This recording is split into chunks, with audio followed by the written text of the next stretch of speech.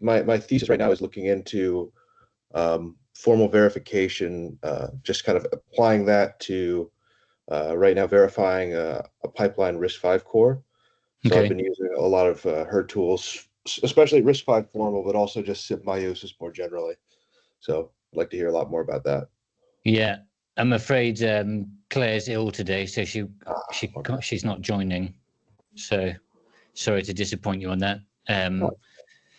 I can try to. We'll have a Q&A session, so I can try to answer any questions you have. But yeah, she's the expert, really. No, it's okay. That's cool. How about you, Nico? What are you interested in? Yeah. So, what I'm doing right now is I'm a master student here, and I'm working with an open source Tiny GPU, and so kind of the pipelining, and I'm doing more like RTL work on that. So just like honestly, heterogeneous architectures in general have been really interesting to me. But yeah, right now I'm learning more about like GPU architectures and how those things work. So that's kind of been my field of interest. Okay. As recent. Great. Okay, so Ryan, do you want to do like an intro, and we'll start from there? Yeah. So, do you want me to introduce the CARP group? Yeah. Okay. So yeah. So I am the president of Cal Poly CARP. So it's a computer architecture research project. Basically, what we've been working towards is building a RISC-V SoC, and with a specific architecture in mind. So we're doing RV32 iMac, zFancy, ZCSR. So yeah, we're basically, what we've been trying to do is take our RTL and HDL that we've learned in our classes and apply, ASIC methods, synthesizable code, and, getting good estimates on timing, budget area, all sorts of stuff, to see if our design could work on ASIC. So that's kind of our goal, is to take all of our core and make it ASICable. So instead of just having something that could run on FPGA, actually use macros, use the Sky 130 SRAM macros, use more open source tools like Magic for layout, as well as Yosys, obviously, for synthesis, and some STA as well. So yeah, that's kind of what our group's doing. We have a bunch of active members, but right now this week is kind of crazy for us. We just got back from Thanksgiving, and we have finals next week. So we're all just really grinding hard this week, but this is kind of a special treat right before that. So okay, we appreciate you being here. Well, we'll keep it concise and have a little bit of time for some questions at the end. Thanks for the introduction. And to motivate, so there was we were offered an honorarium for doing this presentation, but we thought it would be fun if we spent the honorarium on silicon space on TinyTapeout.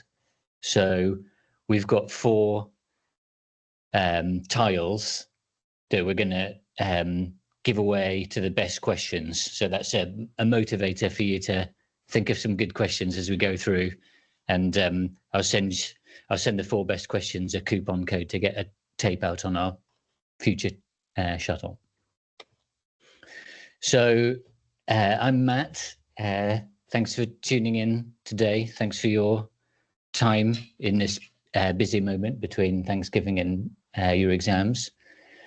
And I'm one of the founder members of Yosys HQ, and also founded TinyTapeout, which is probably quite a few of you have heard of that already, but I'll talk more about it later.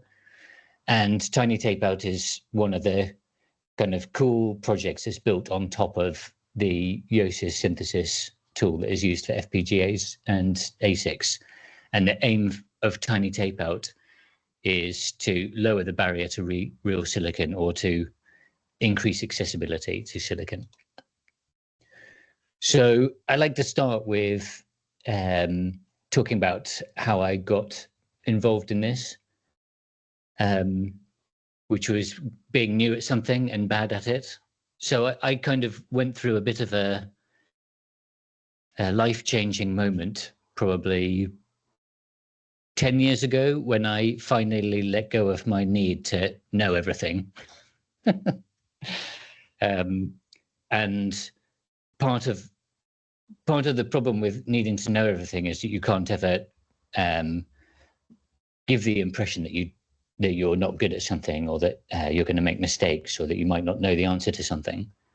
And that's a very fragile position to be in. And actually, it's a lot better attitude, I've discovered, to admit that you don't know things. And if you keep on treading down that path, then you end up at being new at something, and being bad at it is actually extremely liberating. And it's fine to be bad at new things.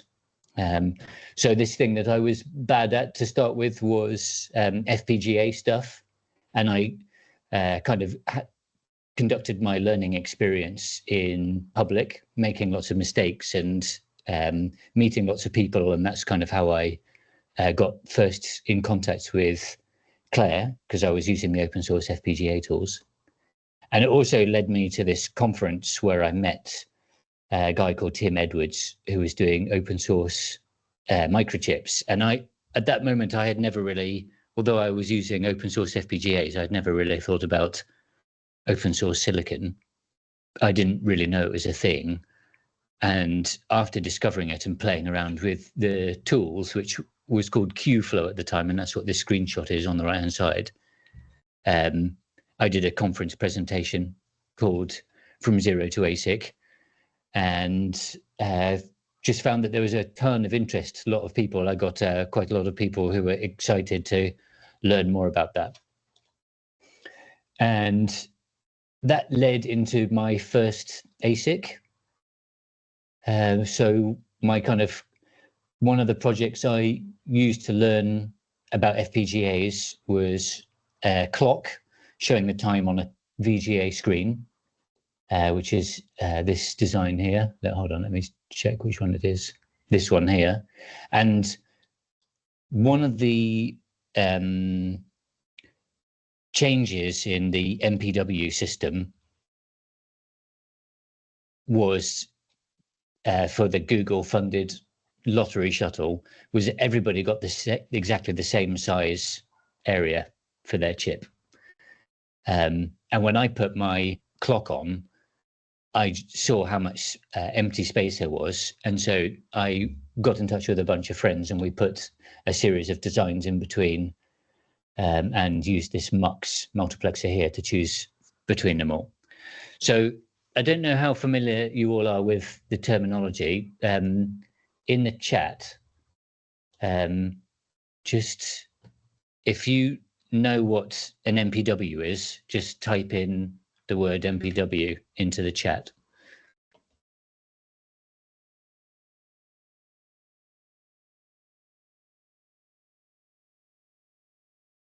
Okay, so Ryan and Fadi do. Multi-project wafer, it stands for. This is an example of a wafer from the 1980s, 4-inch wafers. But you might be able to see that it looks like lots of little squares that all look the same apart from the 3 in the middle. And if we ignore those 3 in the middle, they are all the same. And essentially you have a photo mask that has all the patterns on. You expose each chip one at a time, and they're all the same on that one wafer.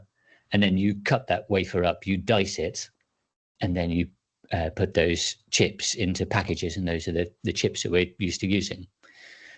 But that's expensive, because for today, this is the size of a photo mask for a 300mm wafer, and you need about a set of 50 for a process that we use, 130 nanometers, which is still like 20 years old, and getting a set of 50 of those costs $200,000. So if you're going to make something like this, you pay that $200,000, you get your photo masks, and then you can print a wafer where all the chips are the same. But if you want to make it cheaper, you can do what's called a multi-project wafer, where you sell off all the area individually to lots of different companies. You make your set of photo masks that has all those 40 or 50 designs on them. They're all different shapes and sizes. And then you make the wafers, you cut all the wafers up, and every time you cut a wafer, you're soaring through all the designs that you're not trying to pick out of that wafer. And so you have a lot of wastage. So even though this looks like there's a lot of wastage here, and there is, by making every die the same size, you actually waste less, because when you slice up that wafer, every piece that you slice is now usable. So that was like one of the breakthroughs that kind of eFabless and Google did in the first open source shuttles. And that's why a lot of these early shuttles look like they're empty.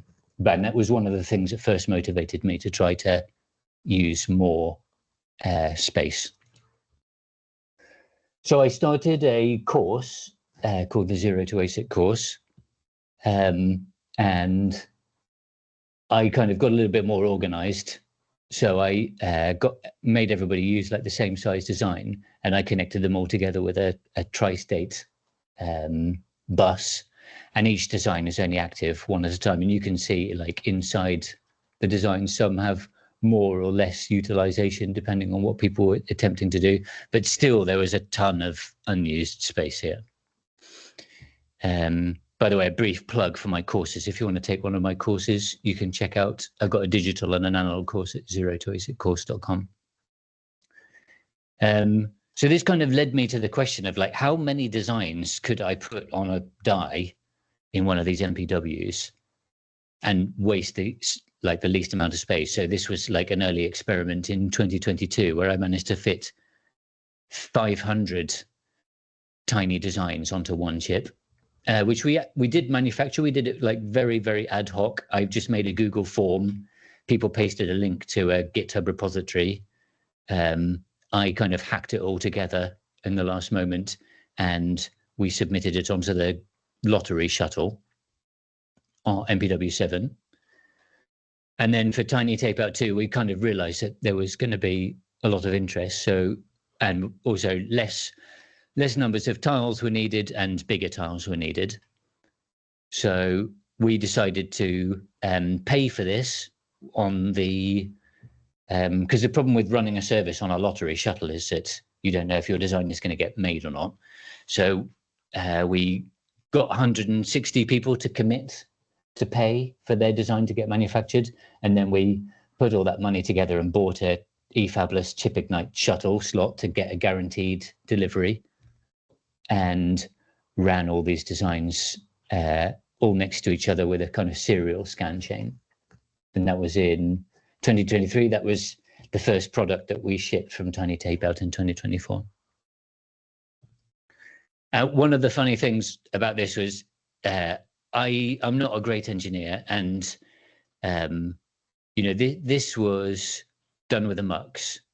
That's very fast. This was done with a tri-state bus, which is pretty good, but you have some problems with tri-states and long wires. And this one is a scan chain with 500 buffers in the clock path. So that is quite confusing for like normal STA tools, because that's a very deep STA chain to analyze. And the other thing is that you may not know this, but well, I'll ask a question again. If you, which is a better MOSFET, an N-channel MOSFET or a P-channel MOSFET? Type N or P into the chat. Which is more efficient?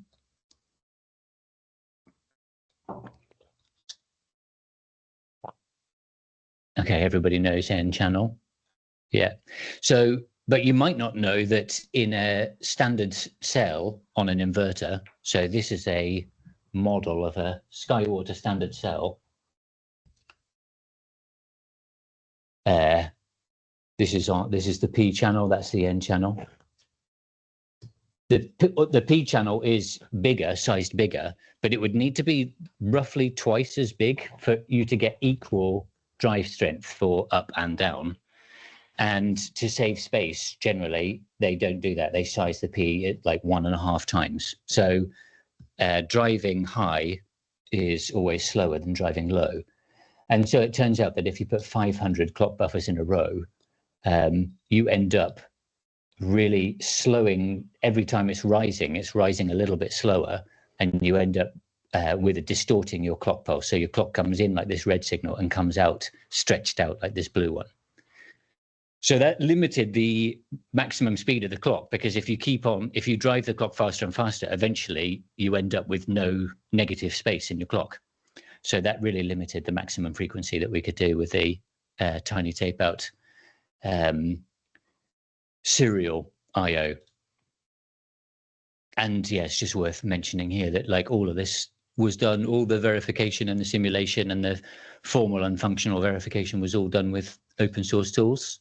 Yosys HQ just provides one set of these tools, but we use Icarus, Verilog, and Verilator, and ngSpice, and CocoaTB for helping with the simulation. So for TinyTapeout 4, we moved to back to a multiplexer, which is much faster.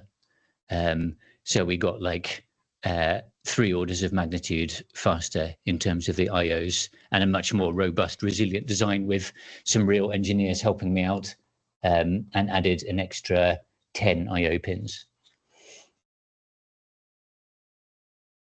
Is that one of the, so Stanley's saying, is that one of the reasons many more complicated designs have signals as active low instead of active high? I'm not actually sure about that.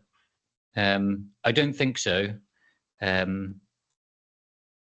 I think it's got to do with, take this with a pinch of salt, but it's to do with when your chip comes up and all the power supplies are 0, you don't want to have, you want to make your reset clean. So ideally your reset is being held low as all the power supplies come up, so that the design enters reset at power up, and then you raise reset, and then that takes it out of reset.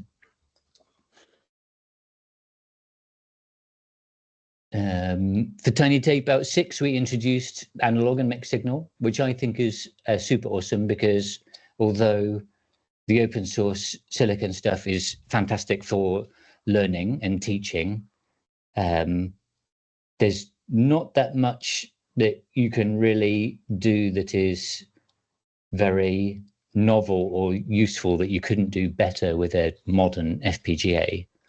But once you add analog, that really opens up what you can do, because you can't really do analog mixed signal with an FPGA at all. So even though we're using like this 20-year-old process, you can still do pretty interesting stuff once you bring analog into the mix. So all these green cells here are the analog cells that we have now in TinyTapeout. And just zooming in a bit here, you can kind of see, I mean, you're all used to what a digital layout looks like.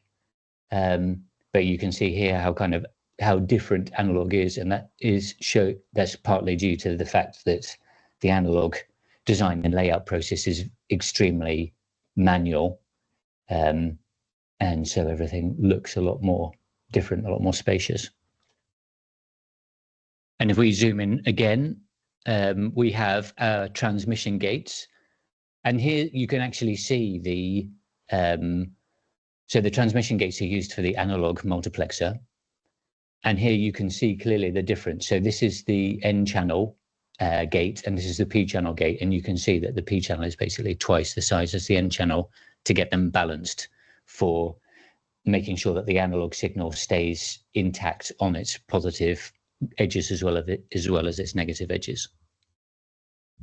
And then we have a super long power gate down the side, and that's important because when you allow people to do analog designs or creative digital designs, you're essentially inviting people to submit short circuits. And then if people submit short circuits, that can take down the whole chip. So it's not safe to do analog and mixed signal unless you also power gate all the designs. So that was one of the things we introduced in TinyTapeout 6. You see every design has one of these purple blocks next to it, and that's the power gating. So yeah, we've done like more than 10 chips now with people from all around the world, lots of universities, lots of people testing the designs, which is fantastic. That's kind of one of the things I really wanted to see, was people being able to publish an IEEE paper and showing like silicon proven designs, but it only costs a few $100 to do that instead of tens of thousands, because it's pretty normal for people, students, to not have done a tape out until they get to kind of PhD level. And we really want to normalize it, that undergraduates should be doing tape outs. So here's some technical specs for you. I'll just let you read that while I refill my water.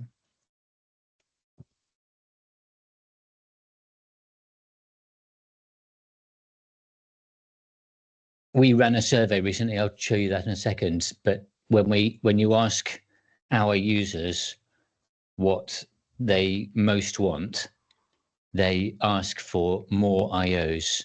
That's their first thing that they want. So this is what people feel most limited by.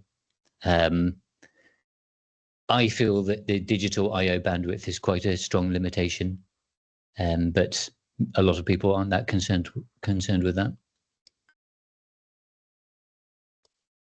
So here's that survey. We ran a survey and got 680 people to fill it in for us, so you can see where people are from. We kind of got a good split between industry and academia. And you can see the age split, and then down here is kind of future predicted demand. My experience in business says that you can't really count on more than like a third of this being true. So even though most people say they're going to, 600 people saying they're going to tape out between 2 and 5 designs in the next 5 years, personally, I would mark that down to be half that amount. Some free business advice for you all.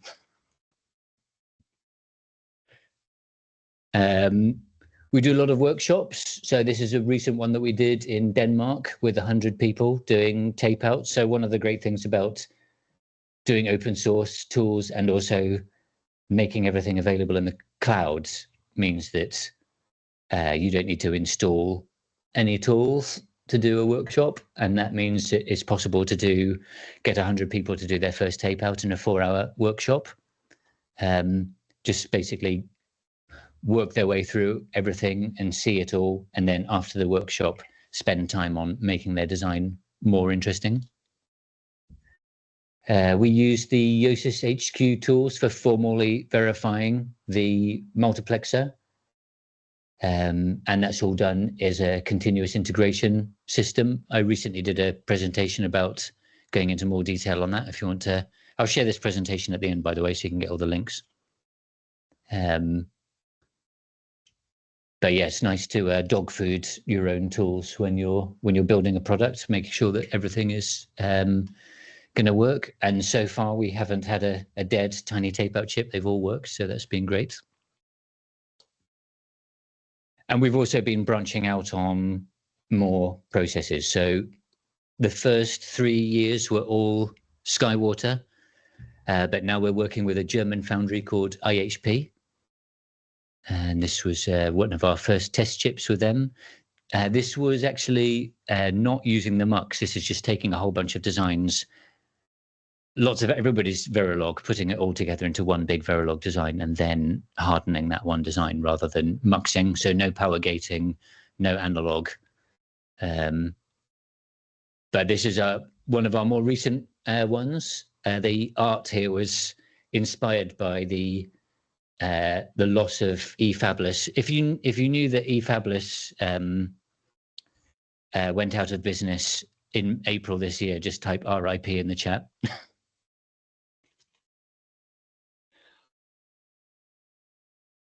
So eFabless was a extremely crucial element. They ran the MPW service.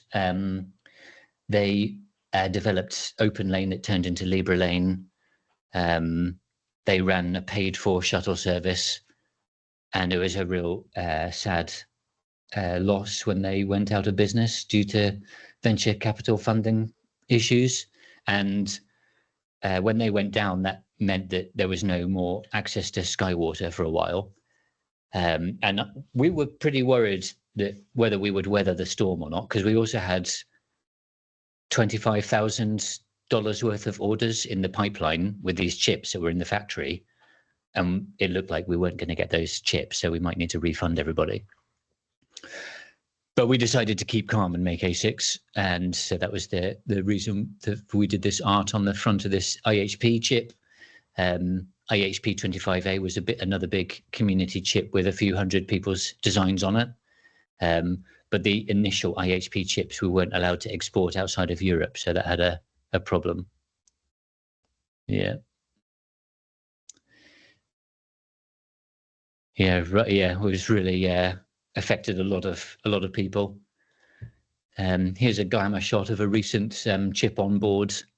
One thing we're experimenting is, I don't know if you know this, but actually I can also make this interactive by asking in the chat. Write down two numbers in the chat.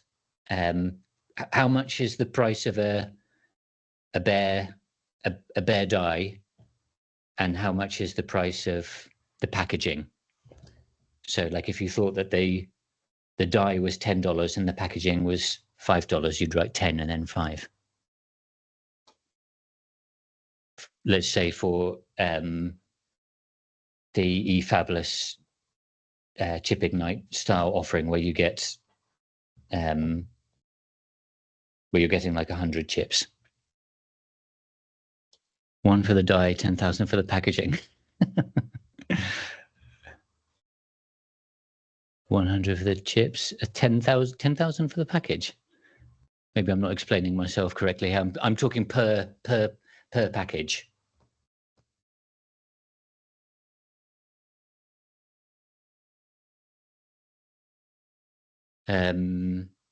So with eFabless, it was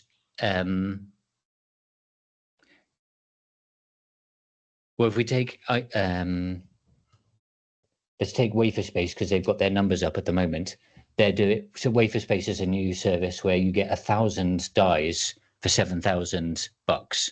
So you're paying $7 per die, but then you're paying 15 for packaging.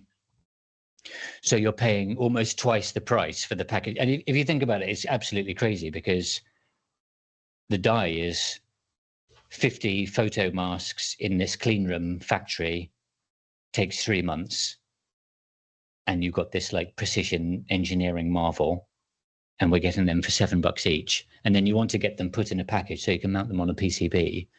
And for an order of 100, they want $15 each plus a $10,000 NRE.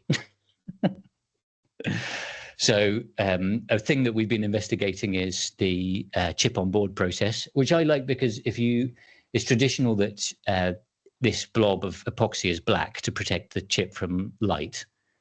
But if you make it transparent, you can see the chip, which I really like. Also, you can do some experiments by shining lasers onto it and stuff like that. And this costs about $1 per chip. So that's a way of making things more reasonable, where with like Waferspace, you could be paying $7 per die and then $1 per the package. Okay, so I wanted to show off some cool tools here. This is a really interesting one.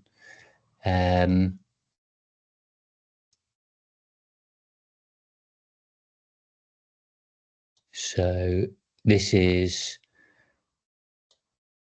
loading in a GDS and then doing a gate level simulation on the GDS. It's 3D, so you can move and zoom around and inspect different parts of it. And this design is designed to drive a VGA Are you able to see my screen here? Yeah, I don't have any like visual that I'm sharing still. And up here we've got the beam of a VGA monitor. So as I increase the speed here, we start to see the picture that it would draw if you plug this into a screen. And I really love being able to see this kind of, you see the clock divider up here, and then this kind of triggering, this little chasing activation as it works out the logic for the picture that it's going to draw. And as we speed it up faster and faster, we start to see what's going to get drawn out on the VGA screen up here on the top left. Super cool design. Oh, people are seeing static images. Are some people seeing animations, or is nobody seeing an animation?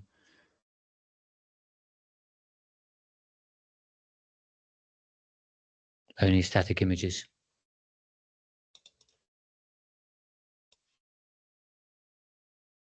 If you click on that link, and then, or how about this? You see this? Now do you see it? Yeah. Okay, thanks. Okay.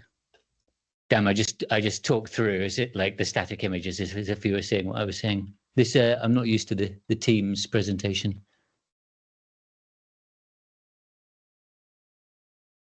So yeah, very cool to be able to see this. And this is all being simulated in the browser.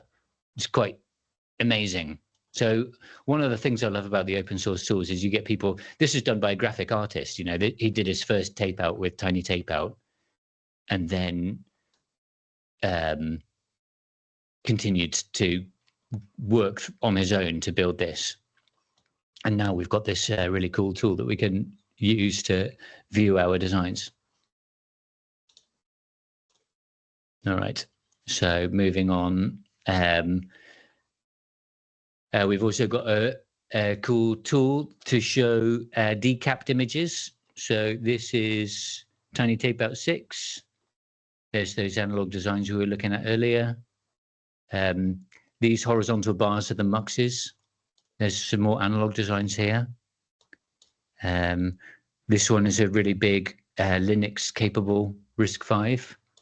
And then up here you can turn on the GDS, so you can see kind of the designs that were actually like the renders, and you can also do like a microscope and GDS, so you can combine them both. You've also got local interconnect, which is a good way of seeing like logic density. So you can see this one down here is got a lot of use, whereas like this one here is nearly empty. And then finally, you've got the project link. So if there's a design that you're particularly interested in checking out, you can just click on it, and then it's going to take you through to the website where you can see like what this specific design is.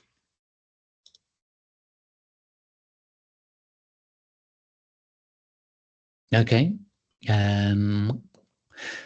So here, one interesting thing, some interesting designs to share is the Z80 went out of production this year, and we had an open source Z80 taped out on TinyTapeout 7. We've got some very nice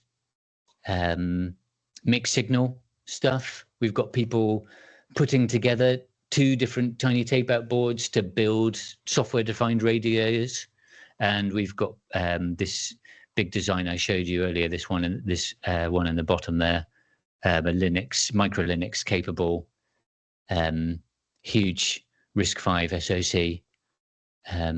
It's a pretty impressive design. We also had the demo scene competition.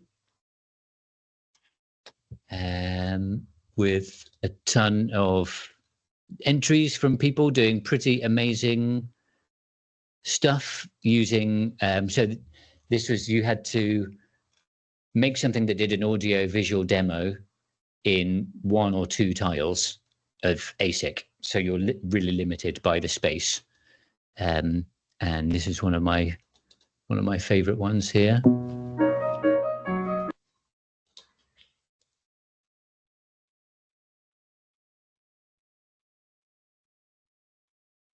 I don't know if sound. Can you see this and hear the sound? Yeah.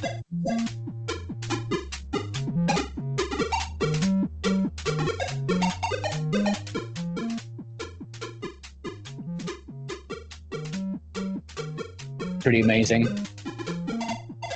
That all of that fits into 2 tiles of ASIC. That's about 2,000 standard cells. Let's go back here. So if we scroll down here, we can check out the design.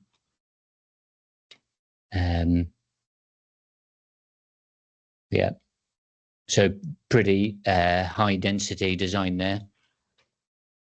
One way that you can check design density is turn on and off the fill cells. So if I just also turn off the wiring, these are the unused cells in this design. So it's probably approaching 93% utilization. So really quite an impressive design there. Also got the cells in. Let's have a look. If we turn off the flops, where are they? DF flops. So that's the state. Everything else is combinational logic.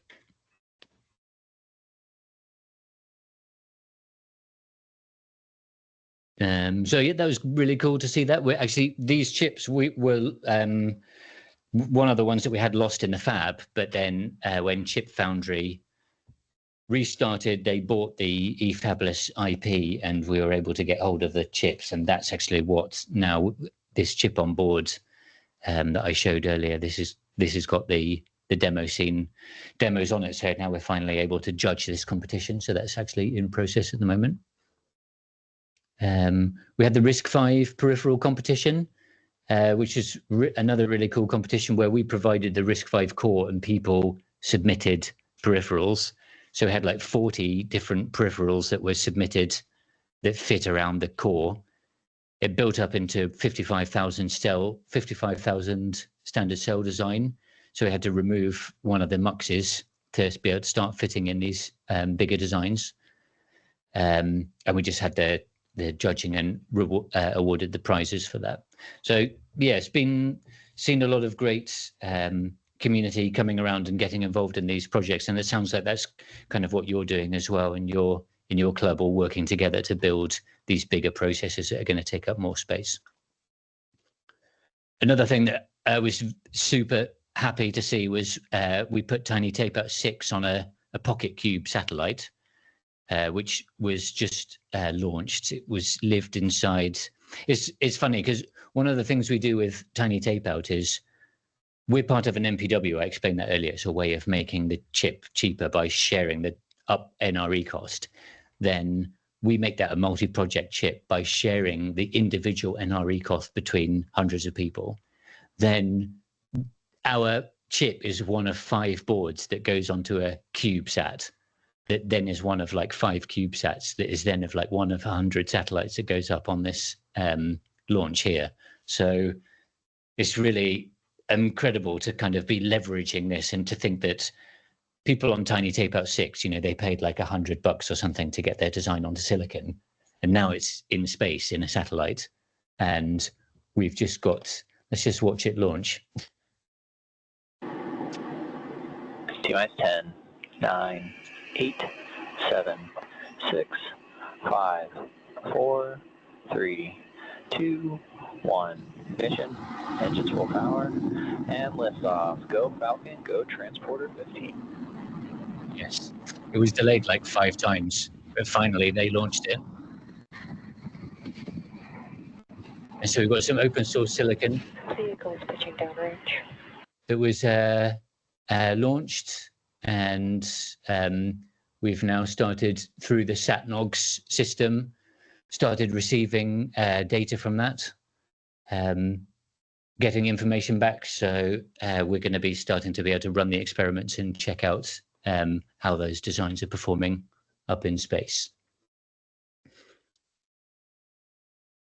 I'm going to just skip ahead here now to share that we've started to work now with the kind of bigger corporates. So Synopsys and Cadence and the like, that, you know, they understand that for workforce development, their tools, they need to be reaching out to wider groups of people and not leaving it to universities and making it easier for people to get involved.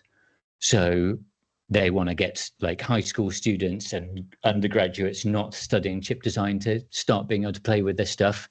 And they understand that the open source tools are the best way to achieve that.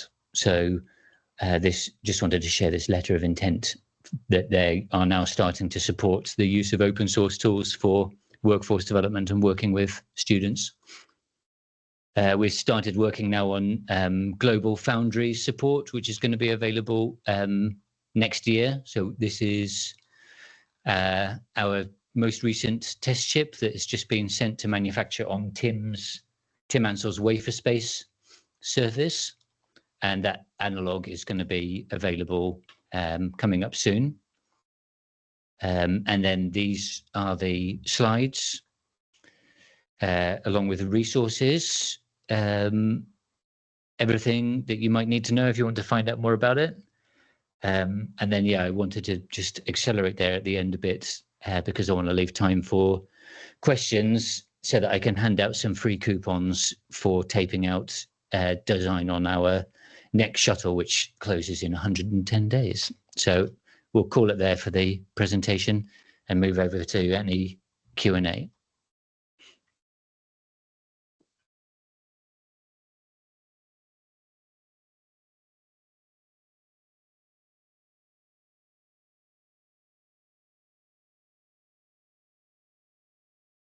And if you want the slides, you can scan the QR code, or I'll copy this link for you.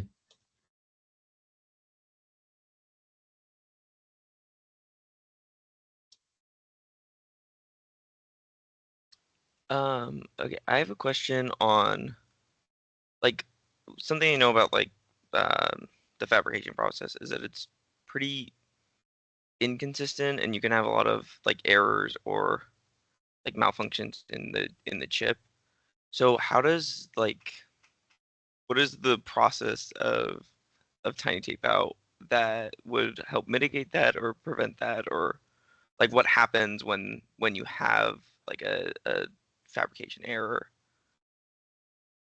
I think that I mean, if you look at the most latest TSMC's process, last year they were getting 50% yield.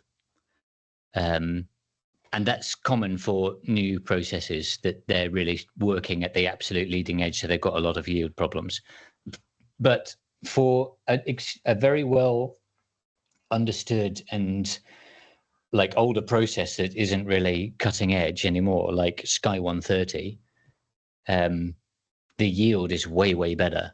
And so far we haven't hit a single problem that we know about. So in the early shuttles, people would get 100 chips, but most likely they would only test 1 or 2 designs anyway, and they were only testing their own designs. But with TinyTapeout, we typically use every single chip that we get. We send them to every person who tapes out, and we encourage people to test their designs. And we also do a factory test where we test all the IOs and test a couple of the factory tests. And so far, we haven't had any yield problems whatsoever. So I think that most likely for these older processes, it's not a big deal. And for the more modern processes, you know, this wafer that I showed earlier, those 3 different looking designs in the middle, they are little test patterns that can be checked by the factory as the wafer is being manufactured. to check that everything is working. And if those test patterns fail, they can throw away the wafer.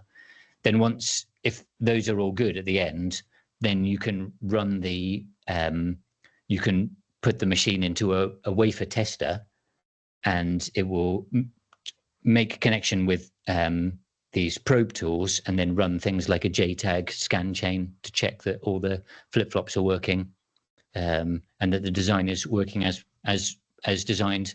But that yield thing definitely becomes a big issue for volume, like millions of units. Because let's say we have a 99.9% yield, we would probably never hit that. Maybe like one design on one chip might get broken, but the person who receives that chip might never activate that design. But if you only have one design on one chip and you're making 1 million of them, now your 99.9% yield is crap, because you're having thousands of bad designs, bad chips, and they need to never make it to a consumer. Good question. Let's go to Turf. Hold on, let me make a couple of notes here. So who just asked that question? Was that was me. Nico. Stanley. Asking about testing. Okay, Turf, go for it. So yeah, I'm not from Cal Poly Slough. I'm from Cal Poly Pomona, the sister school. But nice to meet you guys. I'm Liam. Introduced me to you guys, but thank you for the presentation. My question was that so because you guys are doing multi-design, flow, or like a multi-wafer type system, multi-chip on one wafer system, I had a quick question about, so what are the common synthesis or like place and route failures that you encounter in these multi-design like aggregation workflows, and how do you guys try to mitigate them at like the architecture level? I know you mentioned that for when you were trying to integrate like these mixed signal systems, you introduced power gating, and you also try to perform some verification on these submitted designs. But I was wondering what your workflow was like to try and mitigate the impact on other designs that you guys have on this wafer. So with the early chips, where we had basically no protection. If one bad design went in, it would take down the whole chip. We were doing things like formally verifying or doing equivalence checking that the scan chain was intact in every design. But then for TinyTape, so that was no, sorry, here we go. It's a bit, you can see in this like zoomed section down here, each square is separate. There's nothing next to it. Whereas if we go to here, each square is next to the scan chain. So we moved the scan chain out so that even if you messed up your design, it wouldn't ruin the scan chain. And then when we got onto TinyTapeout 4 and above, every design is basically separate and power gated and connects to the mux. And so we just make damn sure that the mux is going to work. And then we let you basically do whatever you want, including random analog designs. So essentially, we don't really do any checking on your design. You're free to submit whatever you want. And that freedom also lets people kind of try designs with their own tools. Or their own flows, and not have to worry about breaking the chip.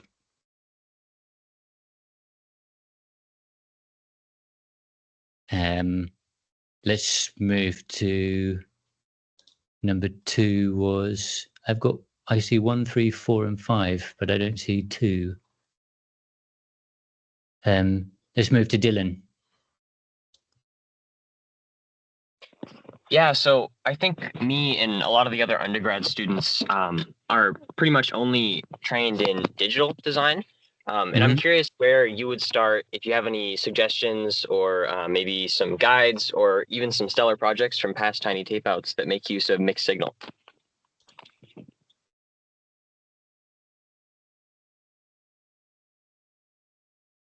So a good place to go is on the TinyTapeout chips. Anything beyond 6 has mixed signal, basically. So let's take Sky 25A. Actually, Sky 25A had so much that we added another analog mux in here. So any of these green designs are mixed signal designs. So they're a good place to start for taking a look at what kind of things people are doing.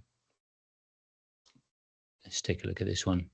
You know, this is quite a small, simple one, so it's probably fairly easy to understand. And you've got the GitHub repository, so you can like investigate things like that. And then also in the tech specs, analog specs, there's like a brief instruction and a video from me, and then in the resources, there's a whole bunch of things to get started, like videos, course, more videos by Carsten Wolf, tutorials, layout demonstration, quite a lot of stuff in there to get started. And I think it's definitely cool to have a little look. And another thing that you could look at is Siliwiz, where you can like get basically started with, you know, what a MOSFET is and how it works, and how does changing the gate width like affect the amount of current that can flow, and understanding like the physical stack up of these devices. And that has a bunch of lessons on kind of the fundamentals of like how this stuff works at the MOSFET level.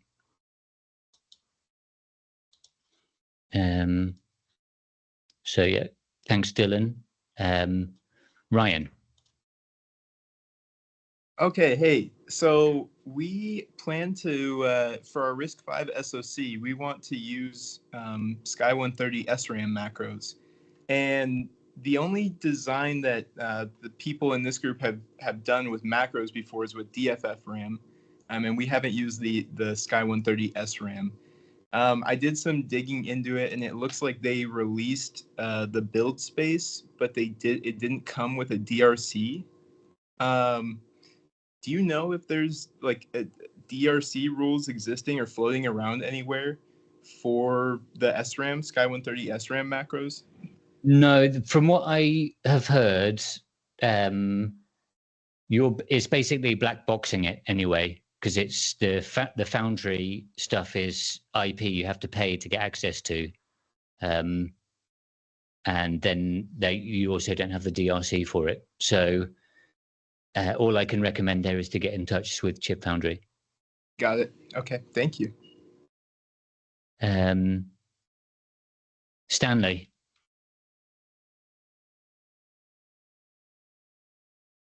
One question I would have is basically what's the lookout on trying to implement any sort of high-speed designs on TinyTapeout?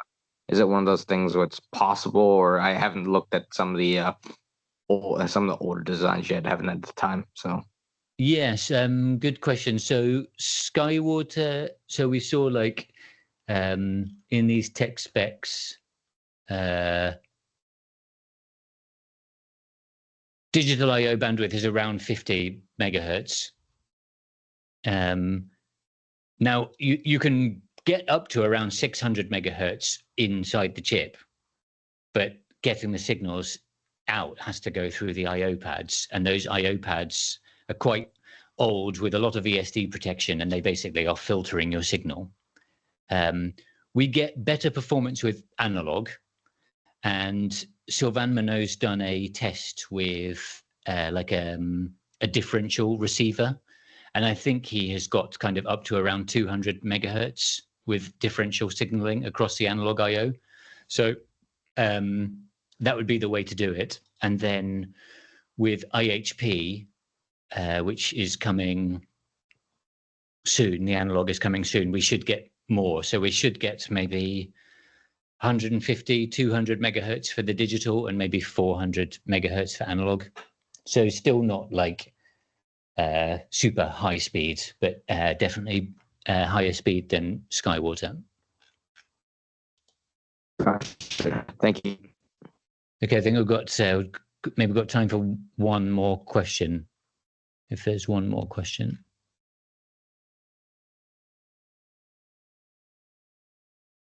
Okay, well, thanks everyone for joining. Ryan, as you're the organizer, I won't give you the coupon. I'll send you 4 coupons for Nico, Turf, Dylan, and Stanley. And Awesome. just thank you again for your time, your very busy, valuable time, and best of luck with your exams in the future. And sorry, Claire couldn't be here to answer your formal verification questions.